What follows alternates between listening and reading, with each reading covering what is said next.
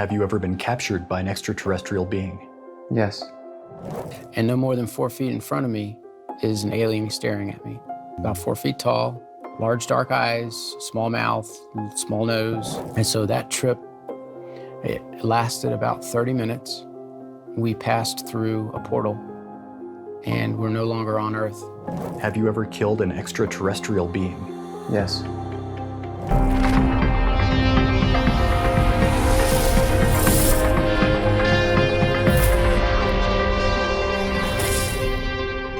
A lot of people are going to be watching this and they're going to think that you're crazy, or they're going to think you're a liar.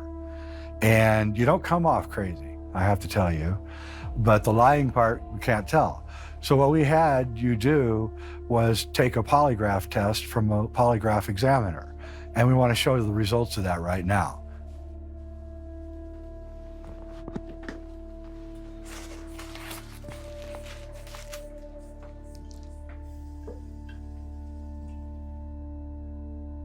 Jason, go ahead and relax, remain still. The test will begin in a moment.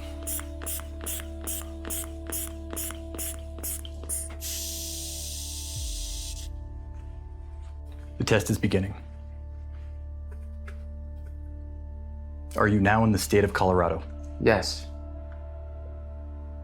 Regarding your extraterrestrial experiences, do you intend to answer my questions truthfully today? Yes.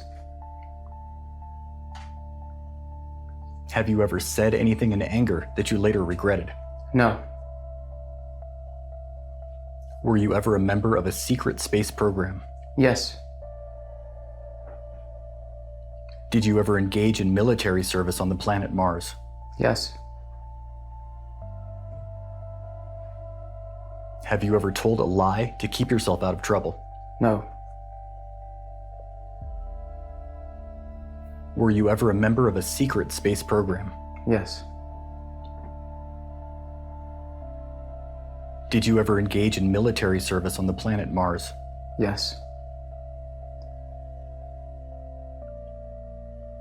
Have you ever told a lie to keep yourself out of trouble? No. During your entire life, have you ever broken even one law? No. Have you ever killed an extraterrestrial being? Yes. Have you ever been captured by an extraterrestrial being? Yes. During your entire life, have you ever violated any rules or regulations? No.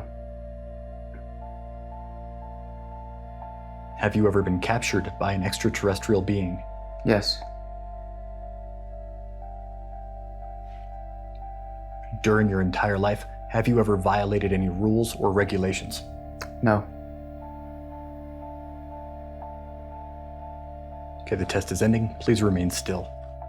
Today we have a special guest. His name is Jason Rice, and he claims to have been in the secret space program. Hey, Jason. Hello, Jay. Thank you for having me. Yeah, it's great to have you. Why are you personally coming forward? I'm coming forward now because there are thousands of others out there that have been through this, that have gone on the 20 and back program. And I'm not just talking about Americans, we're talking globally.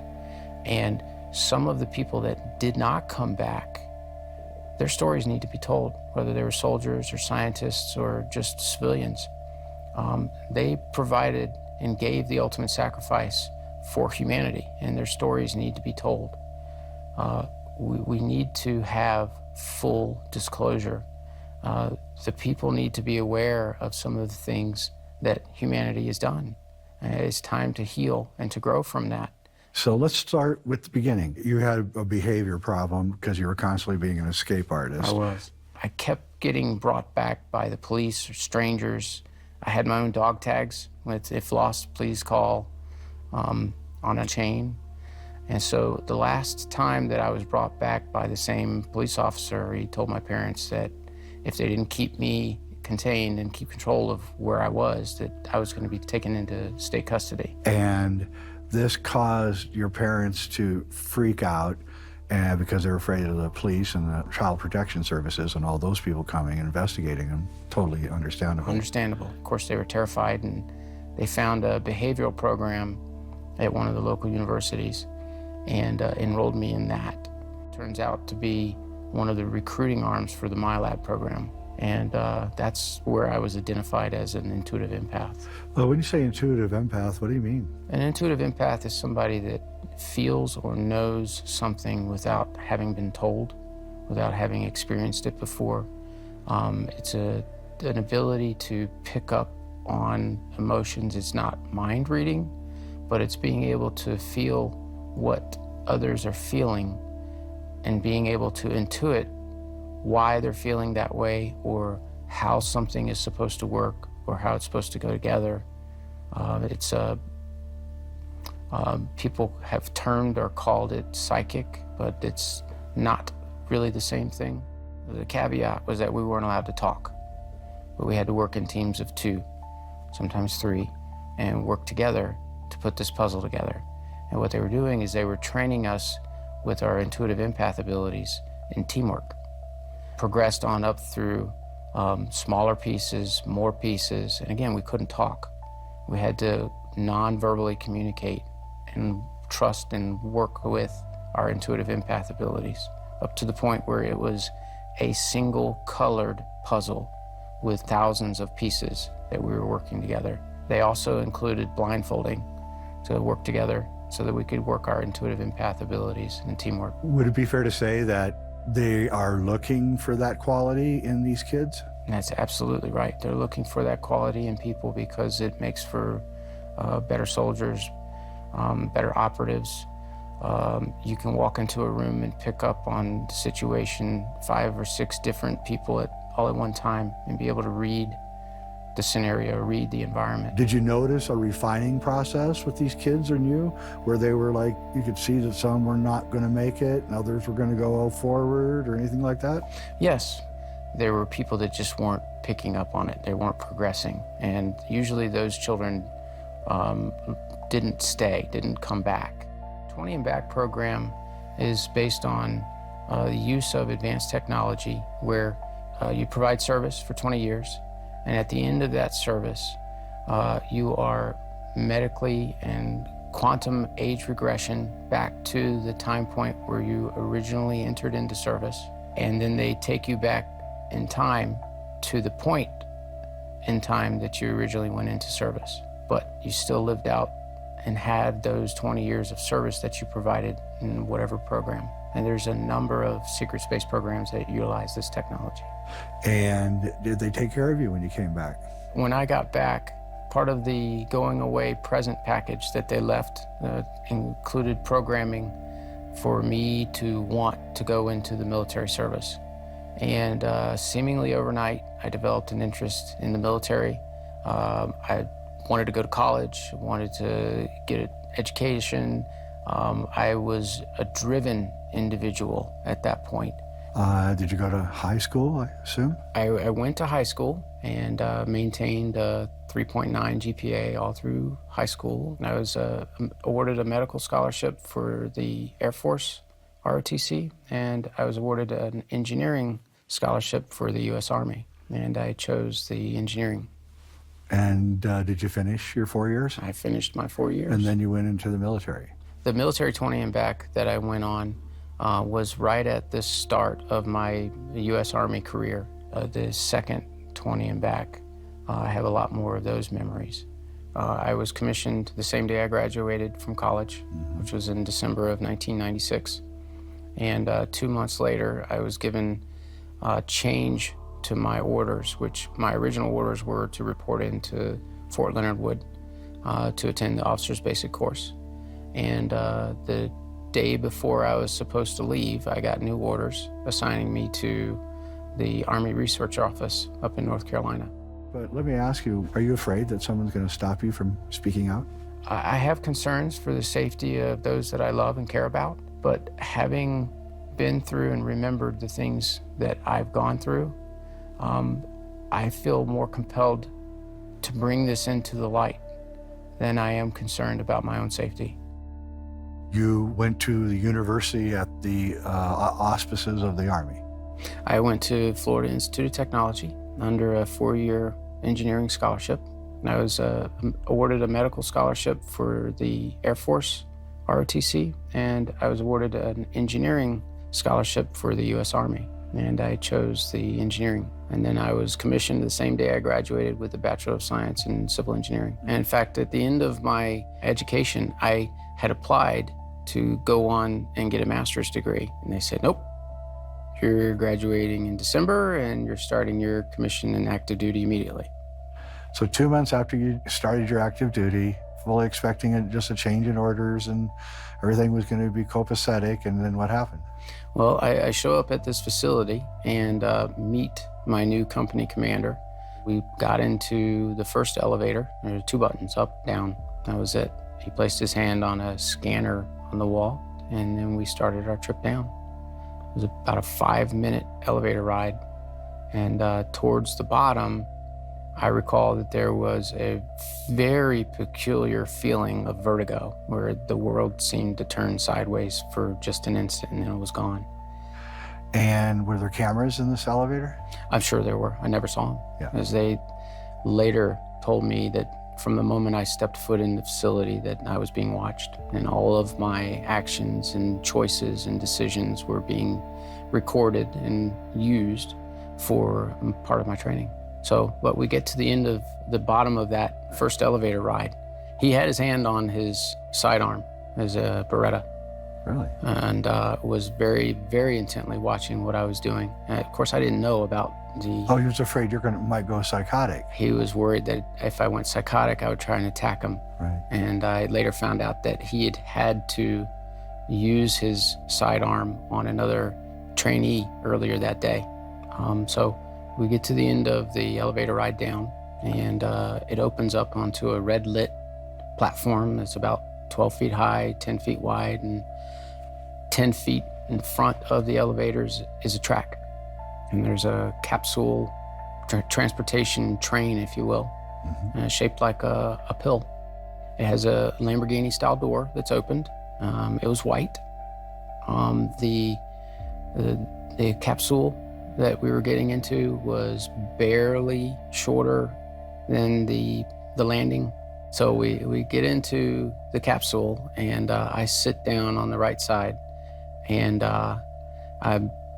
he comes and sits down in front of me, and our knees are only a few inches apart, and the door closes, and I couldn't tell which direction we were moving in. And then I sat quietly, and I got the feeling that we were moving in a direction towards my back. So I was facing rear. And so that trip, it lasted about 30 minutes. We passed through a portal, and we're no longer on Earth. And the train passed through a portal. The train passed through a portal and took us to another location. I was able to recognize that because the background Schumann resonance was different. It wasn't the same as here. And so I was able to pick that up, and that actually came out during hypnosis. Okay, hang on here. First off, what's a Schumann resonance? Okay. The Schumann resonance is the background frequency that is present on Earth.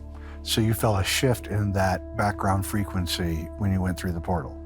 I felt it, yes, after I went through the portal. What was it like going through the portal? Was there any physical feelings, mental feelings? I was so focused on that vertigo, the world going sideways in the elevator, that I was still overwhelmed with, okay, what's going on? Newness. The newness, this is all different. I've never seen any of these things before, and I didn't notice a difference at that time. It was a minor difference. It couldn't have been that much, going from the background frequency here to wherever it was that we went to. It couldn't have been a shift of that much. And they supplemented it with an artificial background frequency as well, which subtly different, but different nonetheless. Describe what a portal is. Portal technology is used for travel, and it can take a shape of, as large as they need it to get a vehicle or a person. And it's to instantaneously move from one place to another. It could be within a solar system, or it could be somewhere else in the galaxy. So for all I know, I could have been 1,500 light years away. Right. Or it could have been a mined out asteroid that's within our own solar system. I suspect it was Mars. What happened then? Well, the 30-minute capsule ride, we pull up into what turned out to be the next landing, our stopping point. I couldn't feel the train stopping, the capsule stopping. So the only indication I had that we had arrived was the door started opening. It scared the shit out of me because I thought we were still moving. And I expected to see it get ripped off any moment. And the captain that was with me knew it. And so he knew that we were going to be stopping, and he was watching to see what my reaction was. And so he saw me freak out for a moment because I thought we were about to witness the capsule coming apart. And he smirked. And I knew right then that, okay, this is another one of those new guy tricks. All right, I get it. And so we get out, and we're in this new landing that was about 100 feet long, about 30 feet high. It was all white lit. It was no longer red lighting.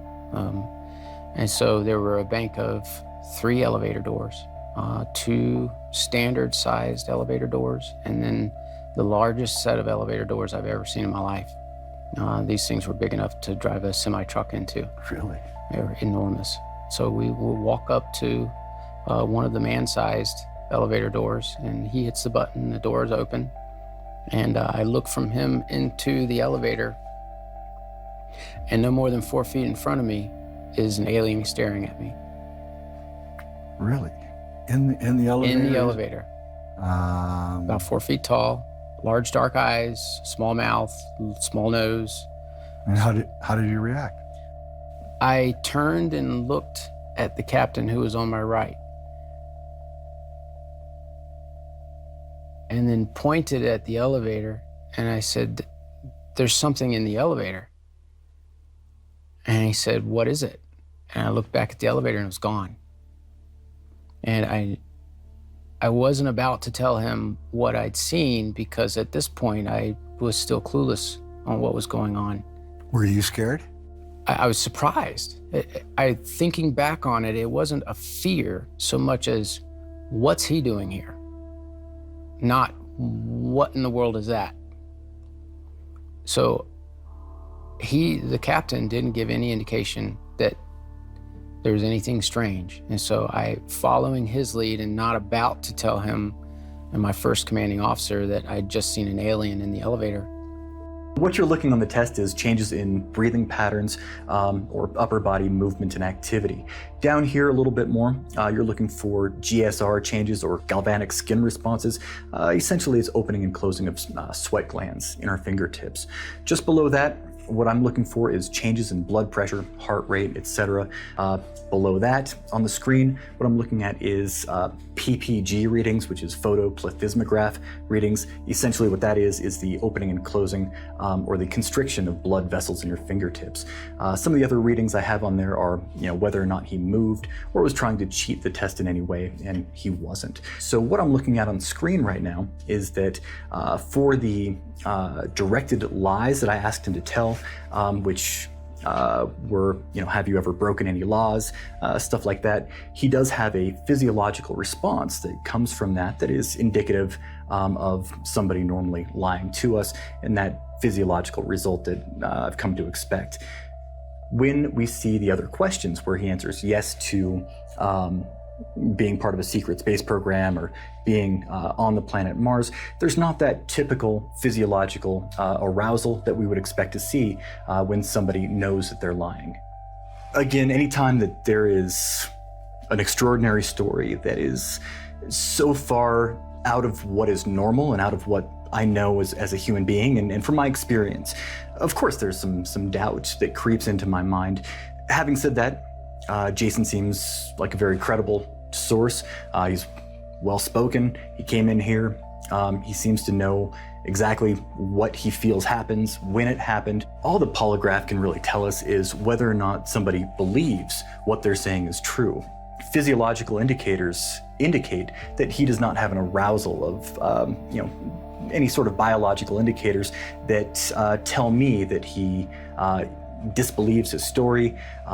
even in the slightest. So in that case, what I'm saying is that ultimately, Jason believes what he's telling us to be true. If you enjoyed this, make sure to watch the next video on Awaken Zone. Don't forget to subscribe and hit the notification bell, but you won't want to miss what's coming next.